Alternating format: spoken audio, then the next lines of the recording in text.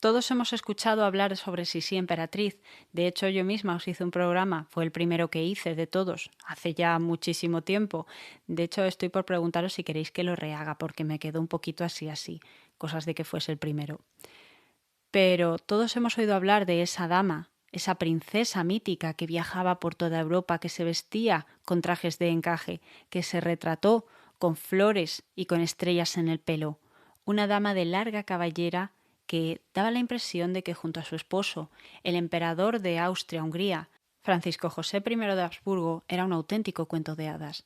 Pero para que todo cuento de hadas, sea real o no, tenga su éxito, hace falta tener un villano, un personaje que represente todo lo malo, en contraposición con la protagonista, con Sisi, que debía poseer, como buena protagonista de cuento, todas las virtudes de este mundo.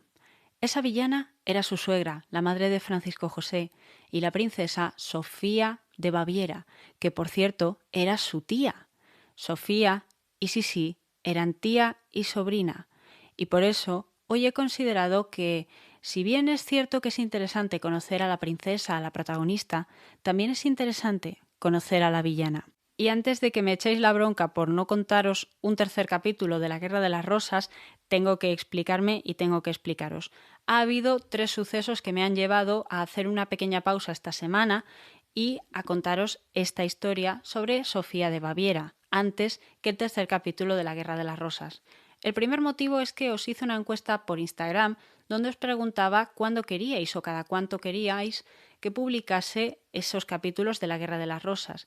Y aunque es cierto que ganó la opción de hacerlo todos los lunes, es cierto que la encuesta tuvo muy baja participación y tuvo una participación muy repartida. Es decir, muchos de vosotros votasteis también porque se hiciese todos los viernes o porque se publicasen semana sí, semana no. Entonces, ¿qué pasa? Sabiendo esto, yo os había hecho anteriormente otra encuesta donde os preguntaba si queríais más mujeres en el programa y me respondisteis ahí ganó el sí, que queríais alguna mujer más.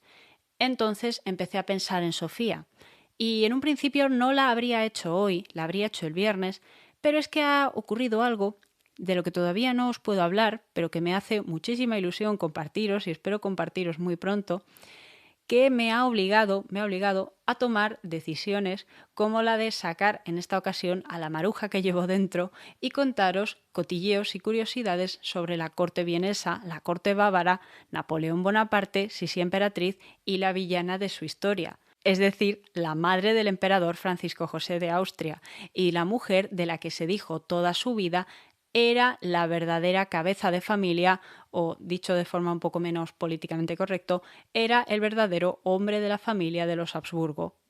De manera que, si os parece, la semana que viene yo retomo la Guerra de las Rosas, o este viernes, cuando me digáis vosotros, pero bueno, hoy os pido que disfrutéis de esta historia. Os prometo que no os va a decepcionar. Muchas gracias a todos y nos vemos ahora mismo.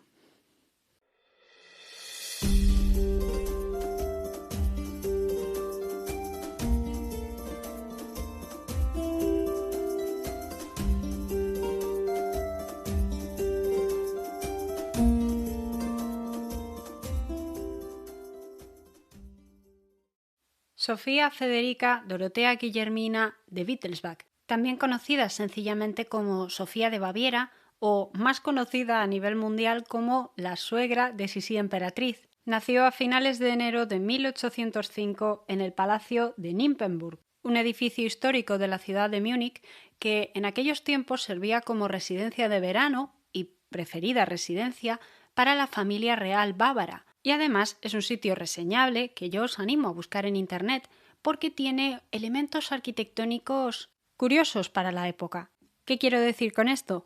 Pues que es un palacio, que iba a decir castillo, digno de cuento de hadas. Para todos aquellos que seáis fans o que hayáis crecido, al igual que yo, leyendo los cuentos de Andersen o de los hermanos Grimm, los cuales también aparecieron en este programa en su día, probablemente cuando imaginéis los castillos donde viven las princesas de los cuentos de hadas, os imaginéis algo parecido a Nymphenburg.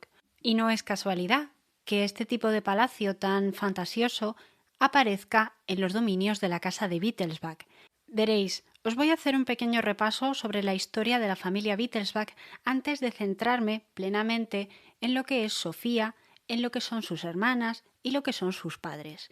Porque es importante para entender este contexto. La casa de Wittelsbach llevaba gobernando Baviera desde hacía más de 700 años, es decir, desde la Edad Media, muchísimo tiempo. Para que os hagáis una idea, Otón I de Wittelsbach tomó posesión del Ducado de Baviera en el año 1180 y Sofía de Baviera nació en 1805. Nada menos, ¿eh? Sin embargo, hay un detalle en el que no sé si se habrá podido reparar bien, pero es el de que ese primer señor de Baviera, Otón I, era duque, mientras que Sofía nació como princesa. Y esto nos lleva a conocer directamente la historia del padre de esta pequeña niña, la historia del rey Maximiliano José I de Baviera, el primer rey de la dinastía de Wittelsbach y en general el primer rey de Baviera. Realmente los Wittelsbach ya tenían prácticamente una situación similar a la de un rey desde hacía mucho tiempo, puesto que eran los sumos señores del territorio, pero es cierto también que no se habían coronado oficialmente como reyes, puesto que Baviera durante toda la Edad Media y toda la era moderna había formado parte del Sacro Imperio Romano Germánico, lo cual, aunque es cierto que este imperio incluía coronas como la corona de Bohemia, pues tenía ciertas limitaciones. Limitaciones, vamos a ver. El Sacro Imperio, como ya os he dicho muchas veces, era un auténtico cisco, con perdón, de estados, que juntaba ducados, principados, que juntaba condados, que juntaba terrenos de la Iglesia. Era una locura, pero siempre es cierto que la figura del emperador, aunque se había convertido en algo simbólico, o más simbólico que político, tenía ciertos límites o había ciertas prerrogativas que no se podían sobrepasar. Por tanto, los Wittelsbach, aunque se comportaban como reyes de Baviera, no eran reyes de Baviera. ¿La cosa cuándo cambió? La cosa cambió cuando el padre de Sofía entró a servir al ejército francés en el año 1777, un tiempo antes de que estallase la Revolución Francesa. Por tanto, podemos decir que el padre de Sofía había servido a la corona de Luis XVI y de la reina María Antonieta.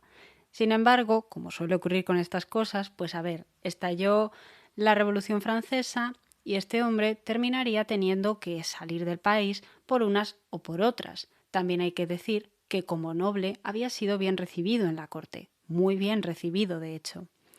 Pero las cosas cambiaron cuando, pasando los años, aparece la figura de Napoleón Bonaparte, quien durante las décadas de 1800 y 1810 se convirtió en el terror de los europeos y concretamente de las antiguas potencias absolutistas del continente, cosa que incluía al imperio de los Habsburgo, a Austria, cosa que incluía a los zares rusos, cosa que incluía también a los prusianos, cosa que incluía a los ingleses y que incluía a los españoles, cosa que incluyó a prácticamente todas las naciones de Europa, también a los venecianos que en aquella ocasión, gracias a Napoleón, perdieron su total independencia y lo que había sido durante siglos la Serenísima República de Venecia desapareció para siempre. Sin embargo, de entre todas las potencias hubo algunas que salieron beneficiadas con la aparición de Napoleón, y una de ellas fue la casa de Wittelsbach. Es decir, el padre de Sofía, lejos de mantenerse junto a los austriacos o junto a los prusianos, terminaría pactando con Napoleón Bonaparte y mostrándose como uno de sus principales aliados en lo que era el plano de Europa. Por tanto, y esto os lo estoy contando de forma resumida, Napoleón le entregó al padre de Sofía el título de majestad, es decir, que le convirtió en rey, bueno, se convirtió en rey gracias a él en el año 1806. Y no fue algo gratuito, puesto que el hecho de que los bávaros se aliaran con los franceses hizo que el resto de potencias, y especialmente las germánicas, todo el eje que representaba el Sacro Imperio Romano Germánico, comenzasen a verlos como traidores. Un hecho que se acentuó todavía más ese mismo año de 1806, porque el Sacro Imperio también terminaría por desmoronarse y el emperador de aquel momento, Francisco II, de la Casa de Habsburgo-Lorena, terminaría teniendo que poner punto y final a lo que había sido un imperio de siglos de antigüedad, un imperio que hay quien considera descendía directamente del antiguo imperio carolingio del año 800 o hay quien, sin embargo, consideraba que procedía directamente del año 960, creo, más o menos 960-962. En resumen, y para que todos nos entendamos, que lo que había sido el mundo, la dimensión, el entorno germánico desde hacía siglos cambió por culpa de Napoleón o gracias a Napoleón, y eso provocó que los bávaros ascendiesen, pero que los Habsburgo comenzaran a ver por primera vez su poder resquebrajarse en el centro de Europa, puesto que menos poder para los Habsburgo significaba más poder indirectamente para los prusianos, una potencia germánica del norte del antiguo Sacro Imperio, que comenzaba a ganar fuerza y ganaba fuerza a pasos agigantados. De manera que ya veis cómo estaba el tablero en aquel momento. Entre las disputas internas de las potencias que se vieron obligadas a colaborar para enfrentarse a Napoleón y que en un principio todos estaban seguros de la victoria del francés, los bávaros se mantuvieron fieles y leales a los franceses. Pero como todos bien sabemos, tarde o temprano ese imperio terminaría cayendo y en el año 1815 por fin, Napoleón sufrió el gran revés en la batalla de Waterloo, tras la cual fue desterrado a la isla de Santa Elena, en mitad del Atlántico, dejando tras de sí, en la zona de París, un regalito del que os hablaré un poquito más adelante porque tiene que ver con Sofía, pero ahora tenemos que centrarnos en lo que ocurrió a nivel político para entender lo que ocurrió a nivel personal. Y es que veréis, entre los años 1814, cuando todavía no había acabado la guerra, y 1815, como ya comenzaba a verse que Napoleón iba a caer, se organizó en Viena, hay quien dice que por iniciativa del canciller Metternich, un personaje que también va a seguir apareciendo a lo largo de este programa, se llegaría a convocar un congreso. Un congreso que reuniría a los jefes, a todas las potencias europeas, para volver a organizar el mapa europeo de forma que quedase lo más estable posible. Tened en cuenta que Napoleón, en el proceso que había sido la guerra, había creado estados nuevos, había hecho que estados antiguos cayeran, había instaurado dinastías que directamente estaban emparentadas con él y él mismo se había emparentado con una de las mayores dinastías de Europa.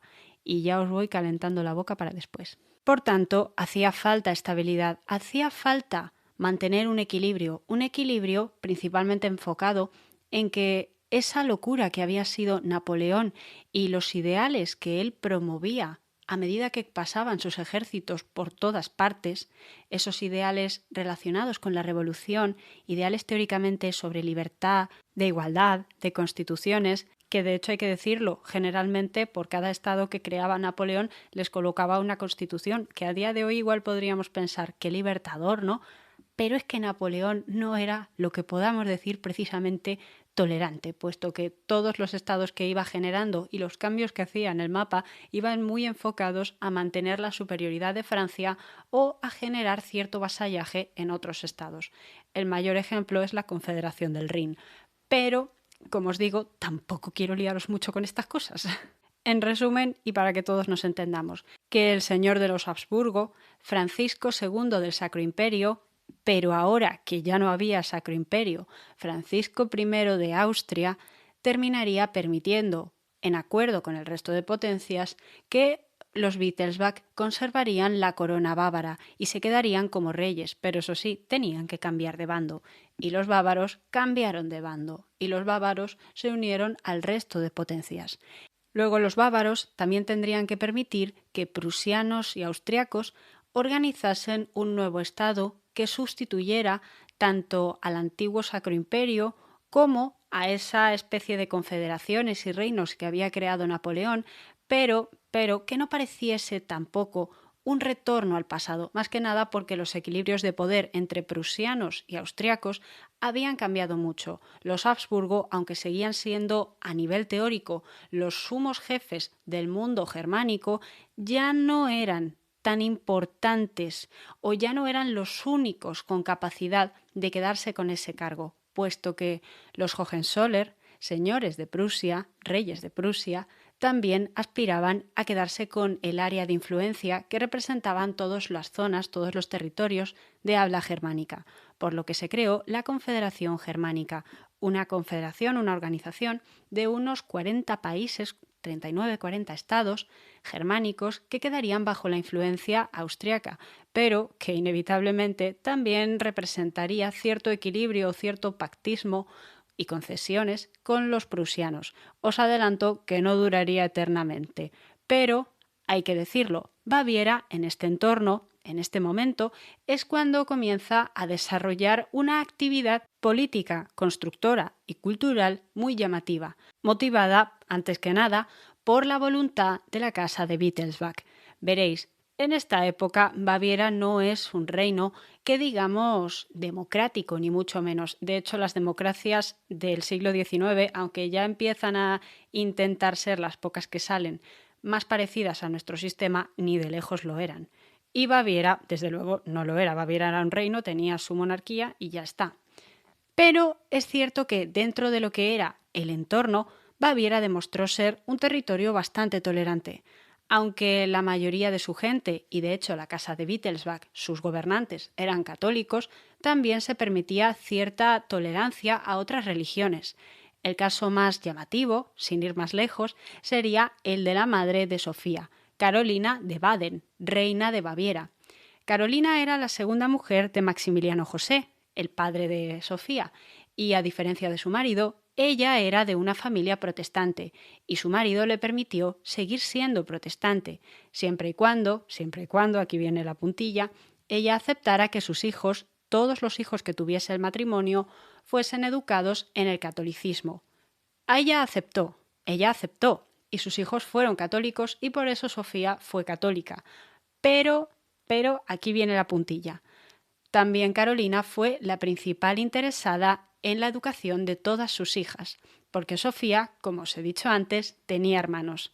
Nacida en el año 1805, en plena guerra napoleónica, Sofía fue la sexta hija de sus padres, pero la cuarta superviviente, y apenas se llevaba, como máximo, 5 años con el resto de sus hermanitas, que se llamaban Isabel, Amalia Augusta, María Ana, Maximiliana y Ludovica, la que sería, para esta historia y para la posteridad, la más importante. ¿Por qué? Porque fue la madre de Sisi emperatriz. Sin embargo, y aunque es cierto que Sofía se crió de primera mano con estas hermanas que os acabo de nombrar, también contaba con otros hermanos mucho mayores, unos 20-15 años mayores que ella, todos hijos del anterior matrimonio, el primer matrimonio, de su padre el rey. Y desde luego unos hermanos que guardaban en cierta manera las distancias con las niñas porque no tenían nada en común. Los hermanos de Sofía ya estaban en edad casadera o estaban en edad de una educación mucho más superior cuando ella nació.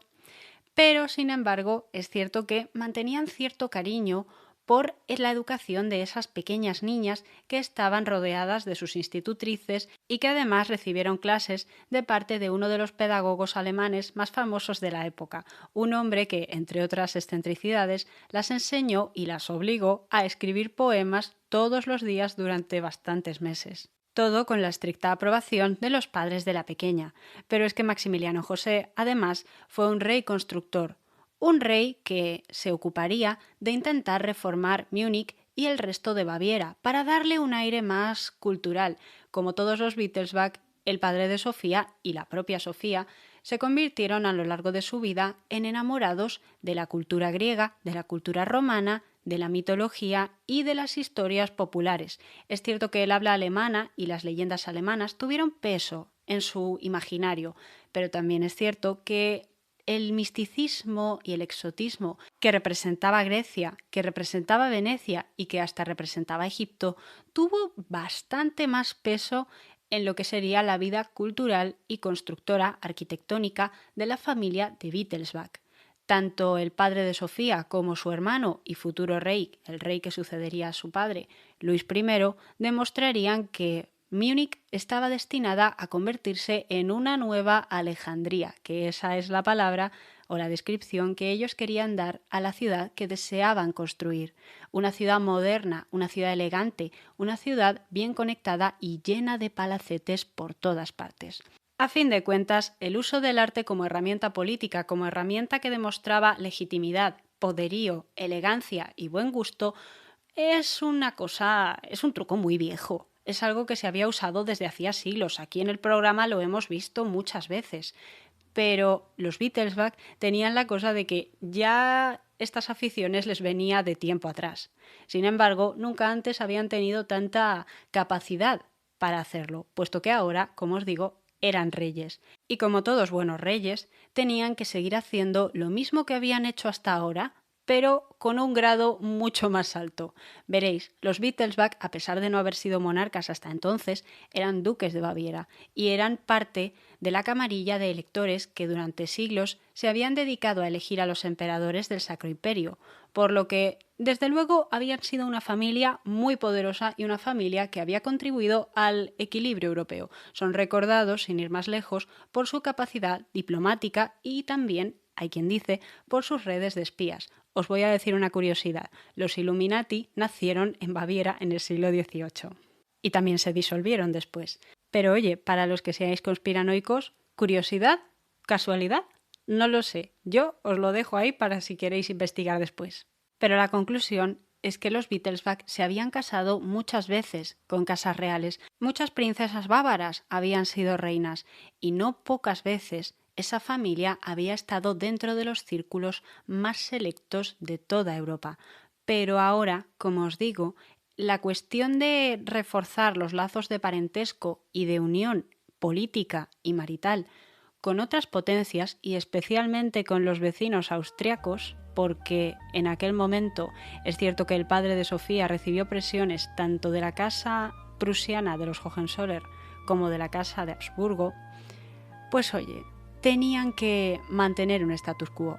Por eso comenzaron los matrimonios de princesas bávaras con los austriacos a una velocidad que podríamos catalogar de industrial. Si queréis conocer esto y cómo afectó a la vida de la pequeña Sofía, os recomiendo que sigáis escuchando.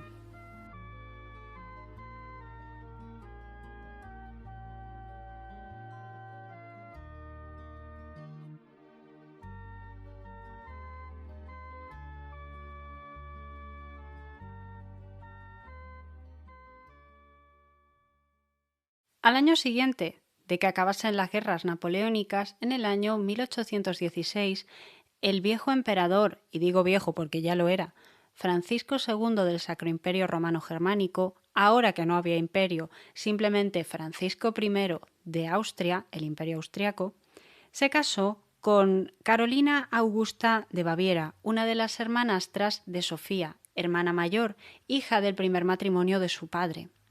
Esta muchacha, que se consideraba como dócil, no excesivamente bella, pero sí agradable, simpática y bastante culta, como todas las Wittelsbach, se convertiría en emperatriz y tendría una posición privilegiada dentro de la casa nobiliaria, de la casa real.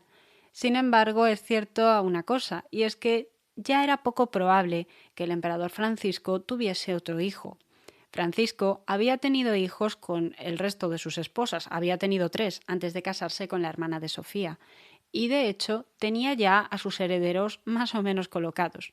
Y digo más o menos porque debemos decir, no eran lo que podamos pensar auténticas lumbreras.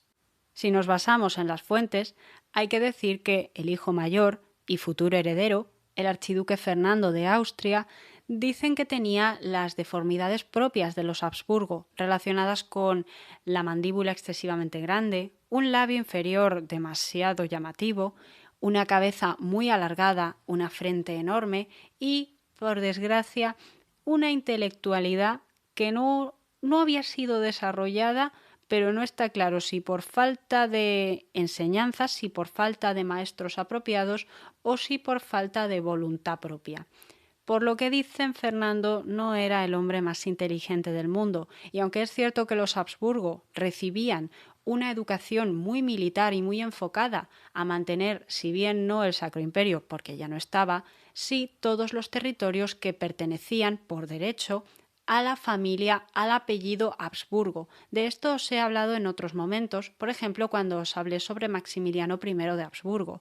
La familia tenía territorios dentro de Europa que les pertenecían a ellos por derecho, mientras que lo que era el imperio en sí era un asunto electivo. Tú podías ser propietario de X tierras, pero si eras el emperador o no iba a depender de una elección, de un proceso de votación. Por lo que ahora que no había imperio, ¿qué es lo que se suponía? ¿Que Francisco iba a dejar en herencia a su hijo el archiduque Fernando? Pues todos los territorios que pertenecían a los Habsburgo, que venían a ser Austria, Hungría y zonas que pertenecían a Croacia, el Véneto, porque se habían quedado los austriacos con la zona de Venecia tras las guerras napoleónicas, también zonas de lo que sería más tarde Serbia, algunas zonas, y por supuesto la Bohemia, el reino de Bohemia, que incluía lo que a día de hoy es, a grandes rasgos, la República Checa y Eslovaquia. Por tanto, Fernando iba a ser, con todas sus limitaciones, un heredero muy apetecible. Sin embargo, no lo casaron. A Fernando no le buscaron una esposa. Hay quien dice que porque no se esperaba que viviese mucho o porque no estaba claro si podría tener hijos. Sin embargo, a quien sí le buscaron esposa fue a su hermano menor, Francisco Carlos, también archiduque, y un hombre que, bueno, vamos a ser sinceros, porque este programa, como veis, es más bien ligerito. Francisco Carlos tampoco era una lumbrera, pero aparentemente estaba más sano que su hermano y en apariencia era más o menos capaz de o bien ostentar la corona o bien dar hijos que pudiesen heredarla. ¿Y quién fue la elegida para ser su esposa? Pues una de las hermanas pequeñas de la emperatriz, la mismísima Sofía de Baviera, una muchachita que entonces tenía en torno a 16, 17 años. Como podéis suponer, a los Wittelsbach les venía muy bien y a los Habsburgo también les venía bien hacer cada vez más acercamientos al reino de Baviera, porque seguía siendo, pesase a quien pesase, uno de los territorios más importantes de habla germánica y dentro de la mismísima Confederación Germánica de la que os estaba hablando. Por tanto, a nivel político el trato estaba cerrado, pero como estamos en el siglo XIX y digamos que las formas no eran tan salvajes, pues también vieron apropiado que los futuros esposos se conociesen un tiempo antes de la boda para ver si congeniaban o si había una buena relación, por lo menos. Siendo así, el rey de Baviera organizó un encuentro en una de sus propiedades, en un castillo llamado Tegernsee, en el año 1824. ¿Y qué ocurrió? Pues ocurrió que Sofía, una muchacha elegante y bonita, considerada como de las más cultas de Europa, porque Sofía y sus hermanas habían recibido una formación exquisita, sintió bastante desilusión al ver a su futuro marido. Y es que hay que decirlo, Francisco Carlos tampoco era atractivo. En general los Habsburgo no eran auténticas bellezas. Si lo vemos en la mayoría de retratos, veremos gente que tiene ciertos rasgos característicos, como os decía, el labio, como os decía, la mandíbula. Son detalles que los hombres podían disimular gracias a la moda de barbas de la época, pero no eran lo más bonito ni lo más favorecedor. Y ojo, porque quizás algunos de vosotros podáis plantearos si la personalidad de Francisco Carlos era lo bastante afable, lo bastante amable, como para quizás paliar la desilusión de Sofía. Y sí, es cierto, Francisco Carlos, por lo que dicen, era un hombre fiel, un hombre devoto y un hombre que estaba verdaderamente enamorado de Sofía. Se enamoró de ella en cuanto la vio y siempre le demostró cierta ternura e incluso adoración. Pero Sofía no. A Sofía esto no la ablandó y cuentan las historias que cuando regresó a Múnich después de ese primer encuentro, pues se pasó 3 días llorando y llorando de una manera tan desconsolada que su institutriz, la que era su institutriz por aquel entonces, acudió a su madre, Carolina de Baden, la reina, para ver si podían cancelar el compromiso, pues temían que la pequeña Sofía enfermase. Sin embargo, dicen que Carolina, una mujer inteligente, elegante, discreta y pragmática, tomó a su hija, a la que ya veían con madera de ser una mujer capaz, y le insistieron en que pensase muy bien lo que estaba ocurriendo, puesto que sí, Francisco Carlos no era una belleza, tampoco era el más inteligente, pero tenía algo que pocos hombres iban a poder darle a Sofía, la posibilidad de convertirse en emperatriz o quizás conseguir que sus hijos fuesen emperadores. Una ambición que va mucho más allá de lo personal, una ambición que se extiende hacia el linaje, que se extiende hacia la familia. En cierta manera, una responsabilidad, pero también, si eres una mujer como Sofía, inteligente y con ansias de poder ya desde muy joven, puesto que ella no había sido educada, al igual que sus hermanas, para ser una mediocre, pues oye, digamos que esta decisión, estos detalles, convencieron a Sofía de que era la mejor opción que tenía. Debía de aceptar la decisión de su padre y del emperador y casarse con ese muchacho. Y efectivamente, un tiempo más tarde, ya en el año 1825, se celebró la boda en Viena, en la iglesia de los agustinos. Si tenéis dudas, os lo voy a confirmar. Años más tarde, Sisi emperatriz se casaría en esa misma iglesia de Viena. Pero para colmo, ojo, en esa misma iglesia, unos años antes, se había casado el mayor enemigo de Europa, Napoleón Bonaparte, con nada más y nada menos que una de las hermanas del esposo de Sofía, la archiduquesa de Austria, María Luisa, la cual, por cierto, asistió a la boda de Sofía y de Francisco Carlos, porque ya que Napoleón había sido desterrado a Santa Elena y de hecho, bueno, ya no estaba entre los vivos, y ella pues se había quedado sin imperio francés que dirigir, había decidido regresar a Viena con su familia, regresar a la tierra de los Habsburgo, donde había sido muy bien recibida tanto ella como el hijo que había tenido con Napoleón, un niño que tarde o temprano sería importante para la vida de Sofía.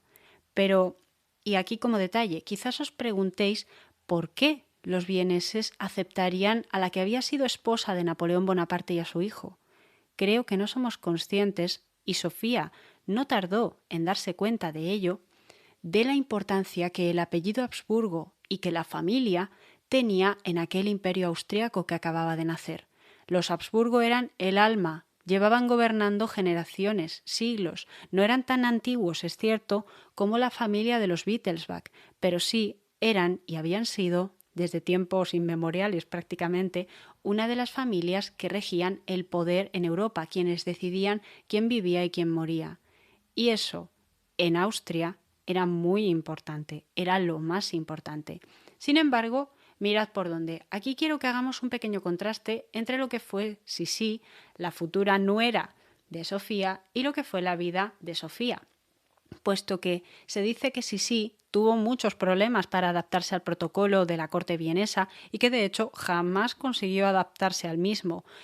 Y mirad por dónde, qué curioso, Sofía, la mujer que según dice la leyenda obligaba a Sisi a someterse al duro, estricto, rígido y desagradable protocolo de vienés, fue la primera que tuvo problemas para adaptarse, pues los vieneses eran a un tiempo demasiado estrictos, poco dados a la tolerancia y a otro lado eran demasiado humildes. Quizás nos cueste imaginarlo teniendo en cuenta la magnificencia del Palacio de Schönbrunn o del Palacio de Hofburg en Viena, pero es cierto, los Habsburgo, para los estándares de la época, vivían de forma muy discreta.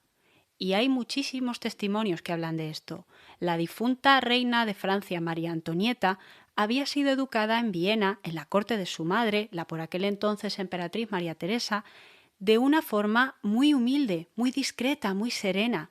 Los datos hablan de que la mayor parte de los muebles que había en los palacios vieneses eran muy humildes, eran muy sencillos, y de hecho Sofía tuvo ciertas dificultades también para adaptarse a la vida en Viena porque no estaba acostumbrada a esa forma discreta de hacer las cosas. Ella era una Wittelsbach, era educada, era elegante, pero también era excéntrica. Los Wittelsbach, si miráis cualquiera de los edificios que construyó esa familia en Baviera, veréis una auténtica imaginación, un estilo casi rococó, quizás incluso medieval, fantasioso, y unas formas que distan mucho de cualquier cosa que pueda relacionarse con la austeridad, de cualquier cosa.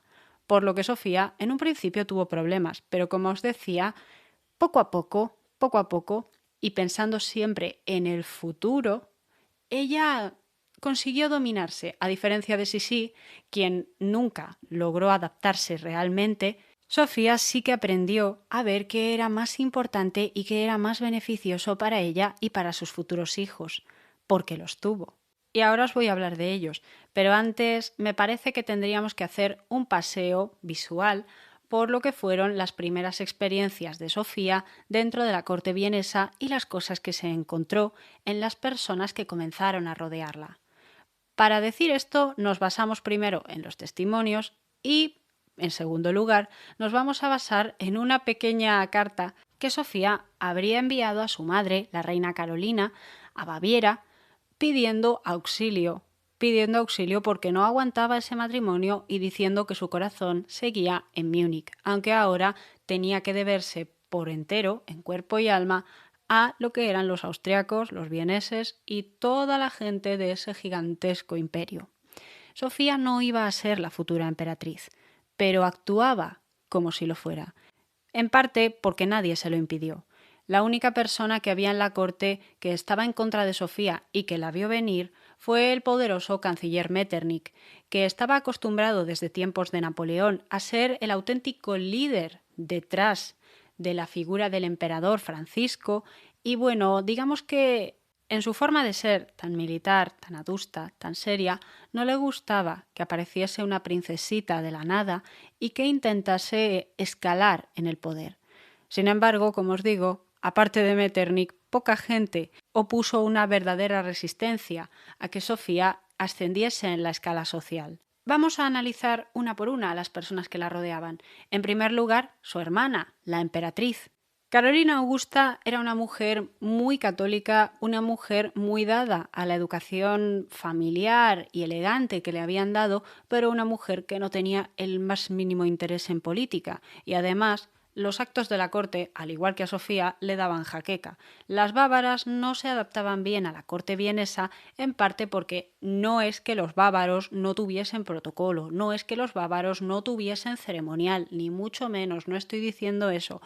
Pero es cierto que si lo comparamos con la corte vienesa, que encima ya era considerada en aquel tiempo, a principios del siglo XIX, de las cortes más retrógradas de Europa, pues oye, digamos que hay niveles. Por lo que Carolina Augusta muchas veces, cuando su marido tenía que hacer algún acto o algún viaje, decidía quedarse en casa y cederle su puesto como acompañante del emperador a Sofía, la cual aceptaba encantada acompañar a su suegro, y su suegro, que parece ser, bueno, por una vez se encontraba con una persona que tenía interés en ayudarle, en aprender y en interesarse por los asuntos de gobierno, pues aceptaba a la muchacha con verdadero encanto. Todo hay que decirlo. Sofía, como bien os he dicho, era considerada una auténtica belleza y con 19 años, pues os podéis imaginar, ¿no? Más todavía. De manera que el emperador aceptó a Sofía como su acompañante en múltiples eventos, siempre manteniendo las distancias de suegro y nuera, pero demostrando un cariño casi paternal por la muchacha, que además, para colmo, pues esto también favoreció, acababa de perder a su padre. El rey de Baviera, Maximiliano José I, había muerto el mismo año que Sofía se casó, por lo que, bueno, ahora que el rey de Baviera era el hermano de Sofía, pues ella podía también jugar un poco la carta de que necesitaba aprender a adaptarse en Viena y le venía muy bien contar con la ayuda de su nueva familia política. Y bueno, ya que hablábamos de la familia política, ¿qué podemos decir de Francisco Carlos como esposo? Como os decía, se dice que fue un esposo fiel y leal, un esposo que no se le conocen muchas amantes, la verdad, o no sé realmente si se le conoce alguna. Si vosotros sabéis alguna historia, por favor, decídmelo. Pero sí se sabe que era un hombre interesado en las cosas que le importaban. Anécdota curiosa. Dicen que todas las mañanas Sofía y Francisco Carlos salían en carruaje a dar una vuelta por el Prater, un auténtico parque, podríamos decir, de medio feria, medio parque familiar para pasear y demás, de Viena, uno de los más importantes de Europa. Un lugar muy bello, por supuesto, siempre salían acompañados de la escolta imperial. Pero Francisco Carlos decidía reunir, Dios sabe por qué, a los 6 caballos que tiraban del carruaje y darles un discurso. No sabemos si motivacional, no sabemos si político, pero cuentan las historias, y no pocas historias, que daba un discurso a sus caballos para, entendemos, la vergüenza de Sofía, que miraba a su esposo sin entender nada. Y por supuesto, luego nos preguntaríamos, permitidme la broma, de dónde saldría esa frase que describía a Sofía como la única persona con los pantalones en la familia imperial austriaca. Y ahora viene cuando vosotros os preguntaréis si Sofía tuvo hijos. Y sí, Sofía tuvo hijos con Francisco Carlos. ¿O no? Digamos que la paternidad de los hijos de Sofía está ampliamente aceptada como de su esposo, pero siempre han existido las teorías que han relacionado a la joven y bella Sofía, e inteligente, por supuesto, muy inteligente, con otros hombres de la aristocracia de la época que destacaban por ser mucho más masculinos, mucho más gallardos, mucho más inteligentes y llamativos en el sentido de la época que su esposo, el archiduque Francisco Carlos. Sin embargo, Sofía siempre mantuvo, por lo que se dice, una relación muy amable con su esposo, pero una relación enfocada, a fin de cuentas, a la verdadera ambición de Sofía, convertirse, si no en la emperatriz de Austria, por lo menos en la madre del próximo emperador. Pero esto, si os parece, vamos a escucharlo después de una breve pausa.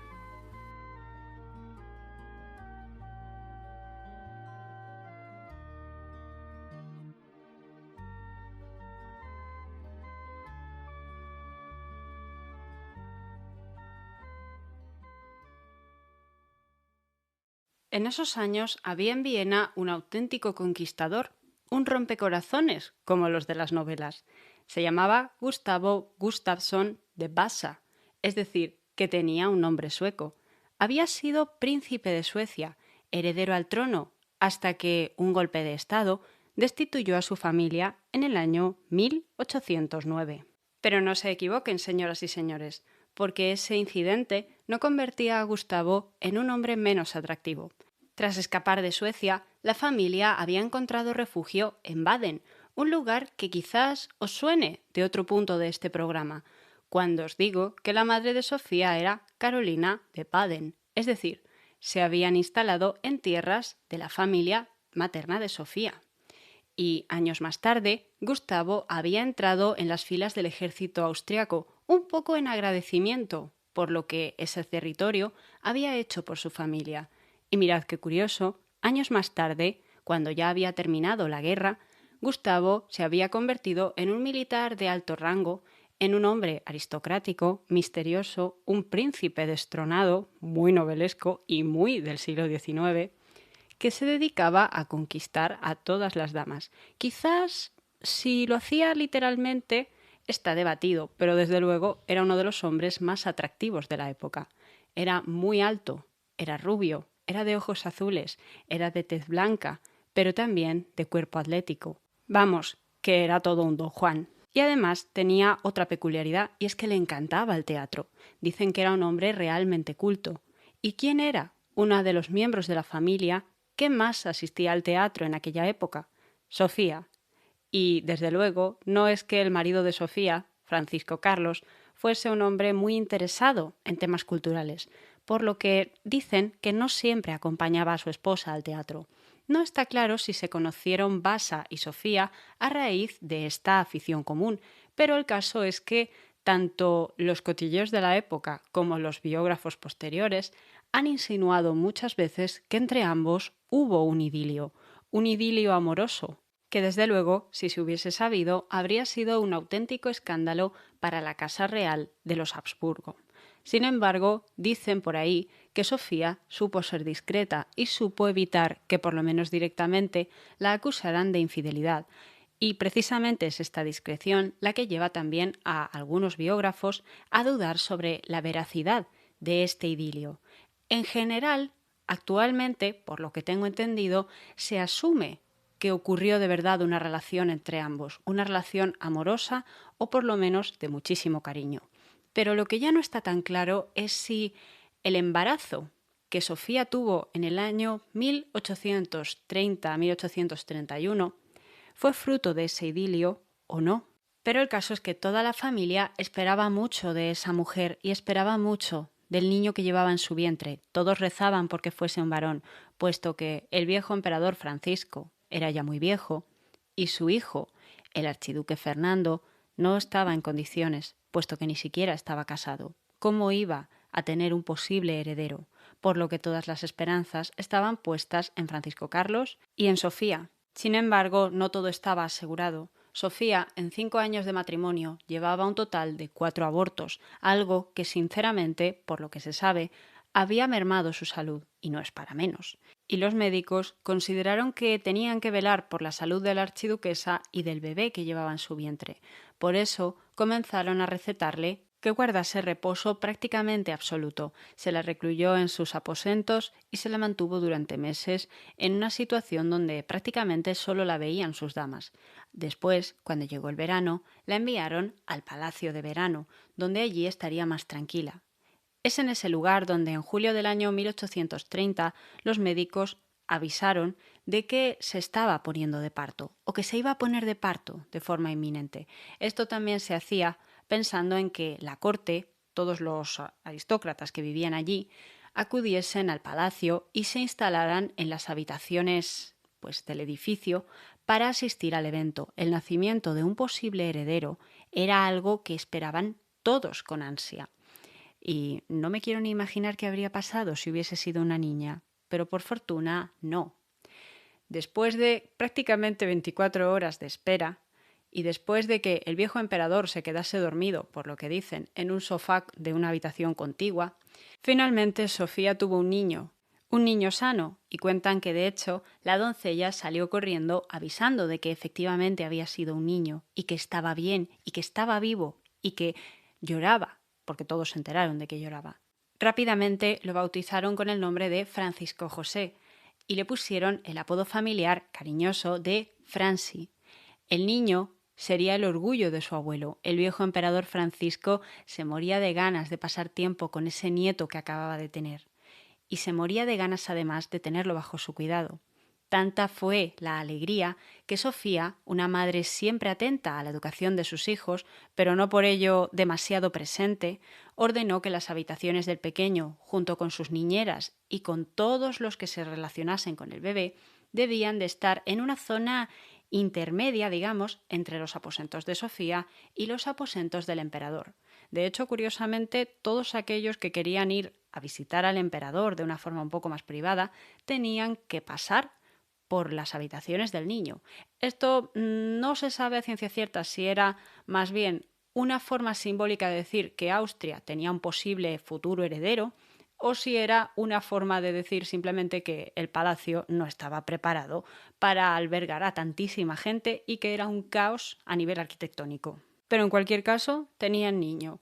Y el marido de Sofía, Francisco Carlos, estaba encantado con el pequeño, tan encantado que no hicieron caso de los rumores que hablaban de que Francisco José, en realidad, era hijo del sueco. Si me preguntáis a mí si de verdad Francisco José era hijo o no del sueco, del príncipe Vasa, pues vamos a ver. La historia parece decir que no, que Sofía no se habría arriesgado a que la descubriesen siendo infiel. Pero al mismo tiempo es que está muy claro, parece estar muy claro que como mínimo había una atracción enorme entre ellos. Yo me remito a mirar los retratos y sinceramente si veis los retratos de Francisco José de joven y los comparáis con los retratos del príncipe Vasa, quizás haya un vago parecido. No sabría decir. Desde luego Francisco José evitó durante buena parte de su vida los rasgos de la familia Habsburgo. Eso ya nos tiene que decir alguna curiosidad. Sin embargo, el príncipe Vasa tarde o temprano se marcharía de Viena y en su lugar, pues desde luego las malas lenguas siempre tienen esta afición, le encontraron a Sofía otro posible amante, uno muchísimo más jugoso que el príncipe sueco. En concreto, le achacaron un romance con el duque de Reichstadt. Si os preguntáis quién era, pues os diré que ya ha salido mencionado en este programa. Concretamente, estuvo en la boda de Sofía cuando tenía unos 12-13 años de edad.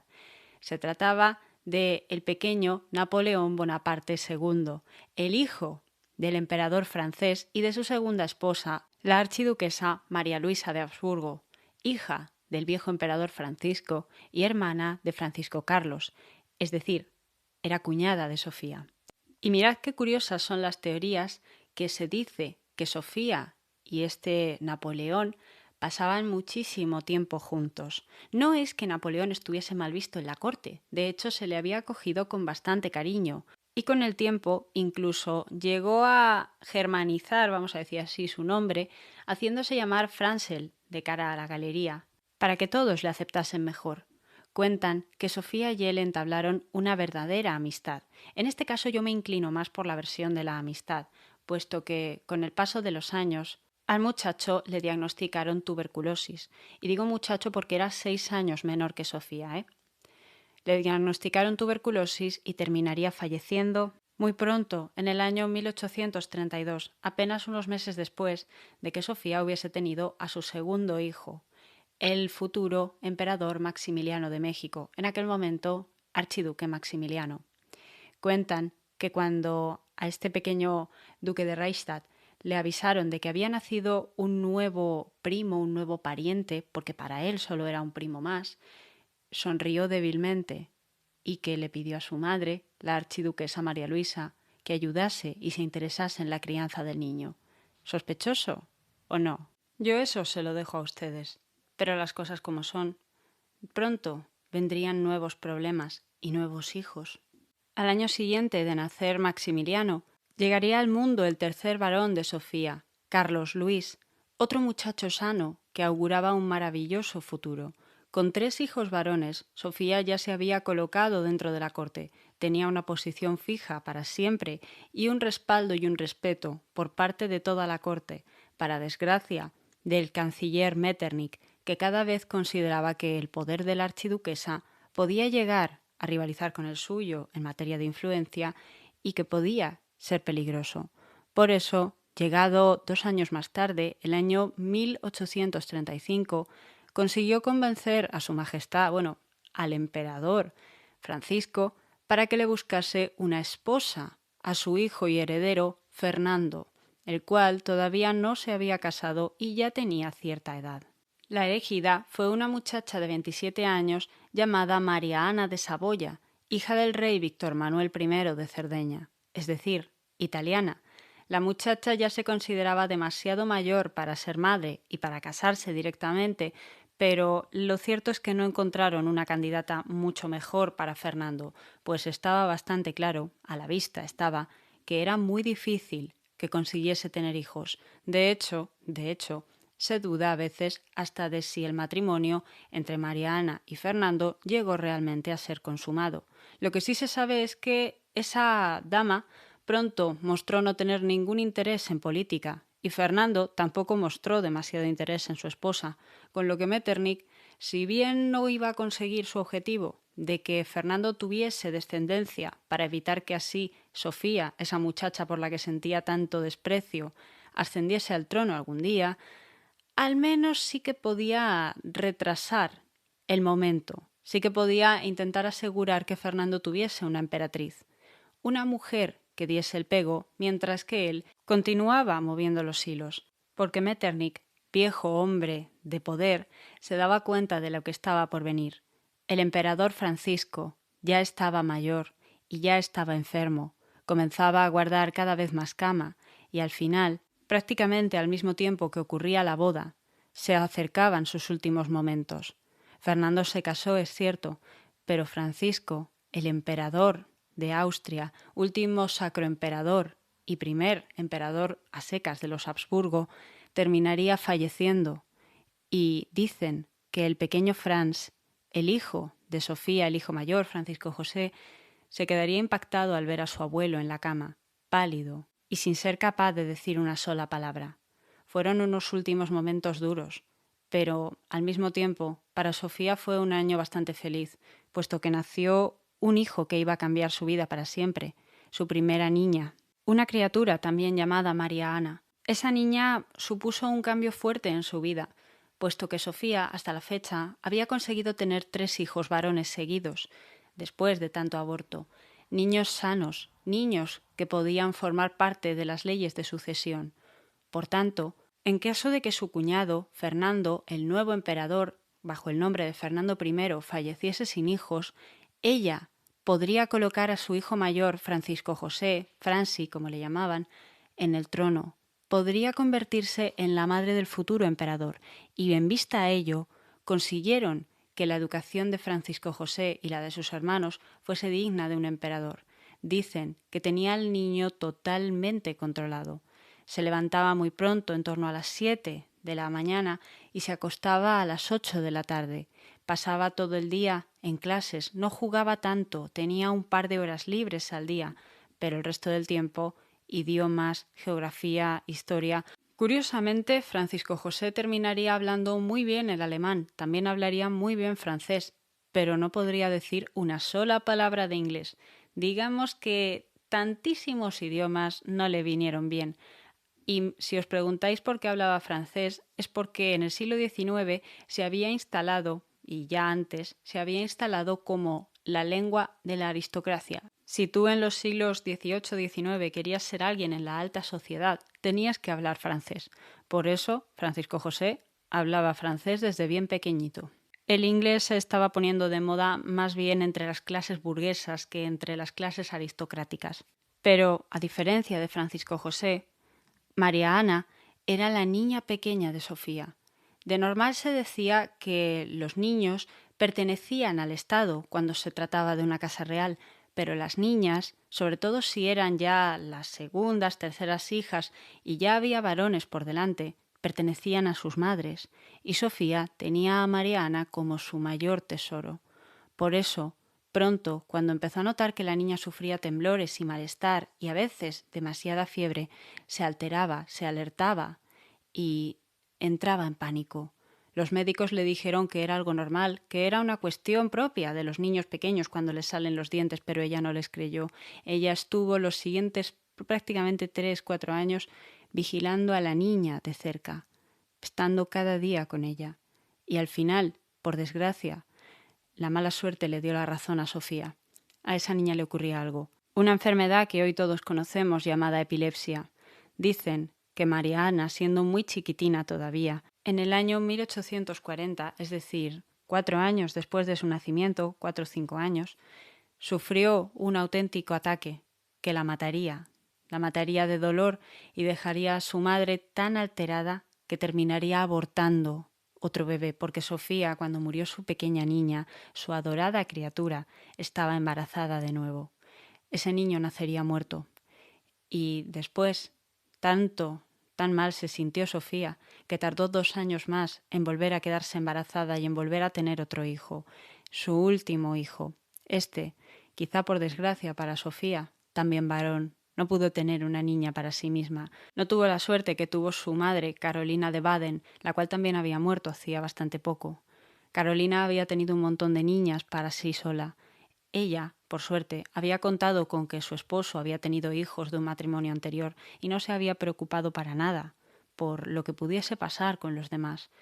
Pero Sofía no pudo disfrutar de una pequeña niña. El último niño se llamó Luis Víctor y fue llamado Bubi por la familia, algo bastante curioso.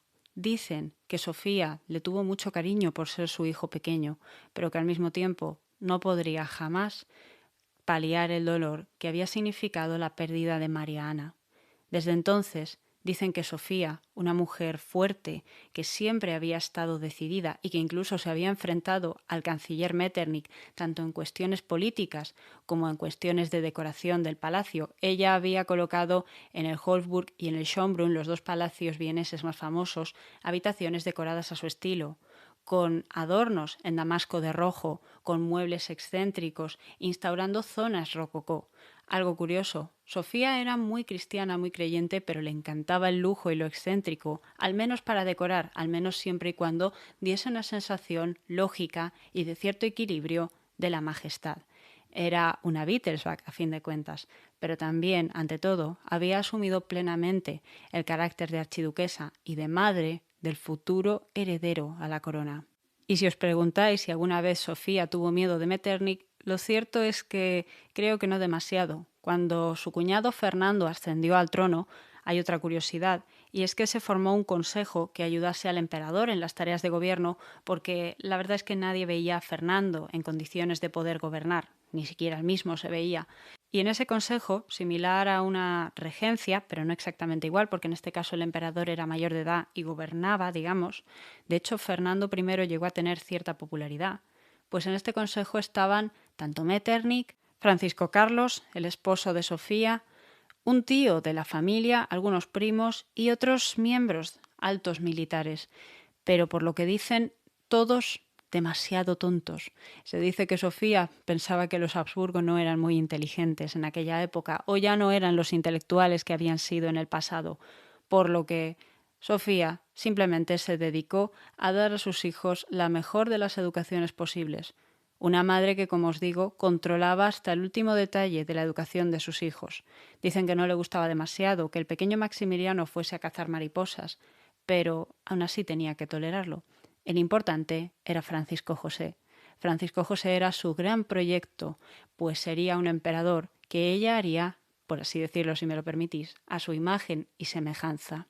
De hecho, Francisco José siempre fue un hombre de rutina. Dicen que era un niño que ordenaba sus juguetes antes de irse a dormir, que se vestía como un miembro del ejército ya desde muy pequeño sin que nadie se lo hubiese pedido, y eso hacía que su madre, lejos de sentirse escandalizada, sintiese orgullo porque Francisco José tenía tan interiorizado el ejército, el orden, la tradición y lo que representaba ser el futuro emperador, que ella no tenía que convencerlo de nada. Él parecía ya desde niño estar preparado para la tarea que le aguardaba, y lo demostró. Lo demostraría a partir del año 1848, ese año conocido por las revoluciones que se extendieron por toda Europa. Francia, Prusia y Viena fueron escenarios, junto con otras zonas de Europa, de auténticas exigencias de reforma social.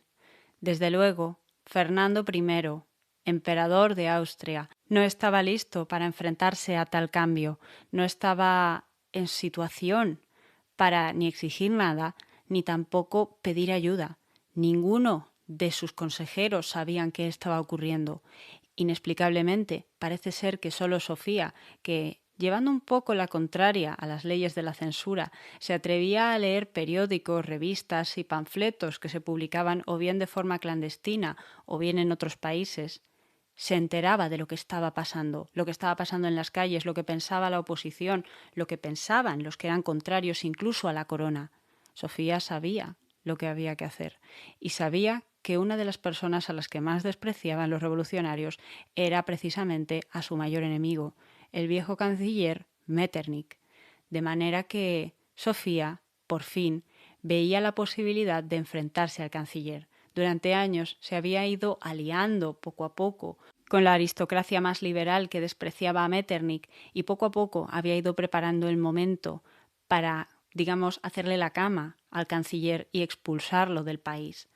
No voy a detenerme mucho en lo que fue la revolución en sí, las revoluciones de 1848, porque me quedaría otras 2 horas, pero sí me gustaría daros el resultado final, y es que el emperador Fernando no se vio capaz de ninguna manera de enfrentarse a esto, y terminaría abdicando, entregando la corona, demostrando que por lo menos sabía retirarse a tiempo. Se la entregó teóricamente a su hermano, Francisco Carlos, el esposo de Sofía, pero Sofía se atrevió, dicen que Sofía, intervino para que Francisco Carlos, que tampoco había sido formado para ser emperador, se abstuviese también de cogerla, de manera que se la entregaron a su hijo, Francisco José.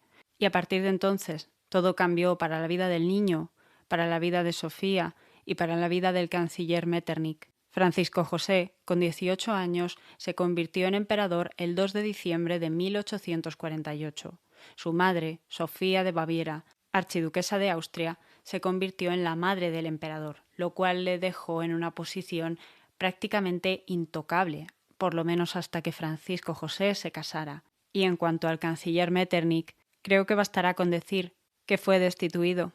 Clemens von Metternich, el hombre que había gobernado Austria prácticamente desde tiempos de Napoleón, ahora había sido expulsado Dicen que por los políticos, pero realmente Sofía tuvo mucho que ver en esa historia. ¿Y qué fue de Sofía a partir de entonces? Bueno, la flamante madre del emperador disfrutó de un poder ilimitado, de que su palabra fuese ley y de que ella fuese la primera dama de la nación. Se ocupó incluso de intentar que Francisco José fuese mejor visto por los ansiosos e independentistas húngaros que siempre buscaban más autonomía para sí mismos. Si esto salió bien o no, lo cierto es que no demasiado, pero aún así, Sofía daba por hecho que nadie iba a ir a tocarla, y nadie fue a tocarla, hasta que apareció Isabel de Baviera, alias Sisi emperatriz. 6 años después de la coronación de Francisco José, Isabel de Baviera se casó con él en la misma iglesia donde se había casado Sofía unos años atrás, en la iglesia de los agustinos. ¿Y quién le iba a decir a Sofía que el hecho de que Sisi llegase a la familia iba a significar que su autoridad y su imagen como madre del emperador iban a ponerse en riesgo? Sobre la mala relación entre Sofía y su nuera se han vertido ríos de tinta, se ha dicho todo lo que se podía decir y aún así sigue habiendo incógnitas sobre su relación. No me voy a meter en mucho lío porque esto implicaría meterme en la vida de Sisi y ya os hice un programa hablando sobre ella. Por cierto, os quiero decir, el programa sobre Sisi fue de los primeros que hice, así que si no os convence demasiado, lo puedo rehacer, ¿eh? Me lo podéis pedir. Pero ya sería meternos demasiado en la vida de Sisi. Lo que sí me gustaría comentar es que Sofía, desde que murió su hija María Ana, comenzó a escribir un diario, como terapia quizás, quién sabe, aunque en aquel momento no existía la terapia, pero era una actividad que la ayudaba. Y ese diario lo mantuvo toda su vida. Y qué curioso que en los últimos años, leyendo ese diario, se han alcanzado teorías muy diferentes de lo que representaba Sisi para la opinión de Sofía y para la opinión de toda la corte vienesa. Para los que no conozcáis mucho sobre la historia de Isabel de Baviera, alias Sisi emperatriz, os diré simplemente que en el año 1853, Sofía se marchó con Francisco José a pasar su cumpleaños en la localidad balneario de Bad Ischl, en Austria, y cuentan que Sofía en aquella ocasión invitó a su hermana pequeña Ludovica de Baviera, casada con el duque Maximiliano de Baviera, y a sus dos hijas mayores, Elena de Baviera, alias Nené, e Isabel de Baviera, alias Sisi, para que pasaran unos días con ellos. Era teóricamente una excusa para que Francisco José conociese a Elena, la hermana mayor de Sisi, con la cual Sofía quería que se casara, porque Elena tenía fama de ser una dama discreta, elegante, inteligente y sobre todo dócil. Sofía quería darle a Francisco una buena esposa y su hermana Ludovica, con tantos hijos como había tenido, era el tipo de genética que buscaban. Pero también Elena era una dama que en apariencia se dejaría manejar por Sofía, o se dejaría, vamos a decir que, aconsejar. ¿Qué ocurre? Que nadie esperó que Francisco se enamorase perdidamente de Sisi, la hermana pequeña de Elena, y una muchachita de, en aquel momento, unos 15-16 años. Una criatura mucho más pequeña y, por lo que dicen, mucho más salvaje. Tímida, retraída, pero también de espíritu libre, a la que le gustaba leer libros, vamos a decir que no muy apropiados para su edad, y a la que le gustaba también escribir poesía. Sí, era una muchacha que acostumbraba a vivir de forma mucho más tranquila, muy parecido a como había vivido Sofía en su infancia, pero muy alejado de lo que esperaba la corte vienesa. Después de las revoluciones de 1848, de esas revoluciones liberales, podemos decir que Viena se aferró más que nunca a la etiqueta, al protocolo y ahora a un lujo, a un nivel de lujo y de restricción moral y de etiqueta que nadie se esperaba, por lo que si a Sofía le había costado adaptarse a la corte, Isabel iba a tener durísimos problemas. Y aquí es donde entran las versiones. Dicen, según Sisi, que Sofía era una mala mujer, que la obligaba a hacer de todo, que la reñía por todo, que la espiaba, que le mandaba damas que la controlaban, que le quitó a sus hijos para educarlos ella y que Sisi no interviniera. Es esa historia donde Sofía es vista como una mala bruja, poco más que una mala bruja. Pero luego está la versión del diario de Sofía, donde hablaría de una Sofía que simplemente estaba preocupada por su sobrina, porque Sisi, la esposa de su hijo, era su sobrina. A sus ojos, Sisi simplemente habría sido una criatura dulce a la que quería proteger y ayudar. Quién sabe si era la mejor forma o no la mejor. A fin de cuentas, Sofía era una mujer, eso sí, autoritaria y ambiciosa, que no llevaba bien que se le llevase la contraria. A fin de cuentas, llevaba años ejerciendo su autoridad. ¿Por qué tendría que aceptar que una mocosa se niegue a cumplir sus órdenes cuando Francisco José era el primero que las aceptaba para todo? Le preguntaba a su madre hasta por temas de gobierno. Pues es aquí donde entra la leyenda de la archiduquesa Sofía de Baviera, que vivió toda su vida como el alma de la corte vienesa y llegaría a ser, como ya os he dicho antes, el verdadero hombre de la familia. El verdadero hombre en sentido de el cabeza de familia, pongámonos en la moral de la época y en la moral del momento. Desde luego, Sofía tiene toda la pinta de que era una mujer de armas tomar, que fue educada para ser una princesa, pero que supo colocarse en el lugar de una auténtica emperatriz. Y así vivió Sofía sus años dorados como verdadera dama de la corte, hasta su fallecimiento en el año 1872. Murió en Viena, la ciudad a la que había entregado su vida y su alma, y fue enterrada allí, en la cripta imperial de Viena, donde descansan todos los Habsburgo. Sofía no era una de ellos por nacimiento, pero se ganó su lugar entre los Habsburgo. Ella entendió bien cómo funcionaba Austria y cómo funcionaba su familia política. La lealtad a la familia, la lealtad a Austria y, ante todo, un control absoluto de sí misma. ¿Quién sabe si cuando falleció la hija mayor de Sisi y de Francisco José, que se llamaba Sofía como ella, Sofía se vio reflejada y se acordó de María Ana? Es mucho lo que se habla de esa mujer seria, prácticamente una tirana, que los dominaba a todos, que los controlaba a todos. Qué fácil es hablar de eso. Pero yo os pregunto, queridos oyentes, ¿es posible hablar de una mujer que soñaba con el poder, que quiso conseguirlo, pero que una vez lo encontró, descubrió que si quería proteger a su hijo de incluso los ataques terroristas de los anarquistas que Francisco José sufrió o intentaron hacerle más de uno, tenía que mantener el control de todo y de todos?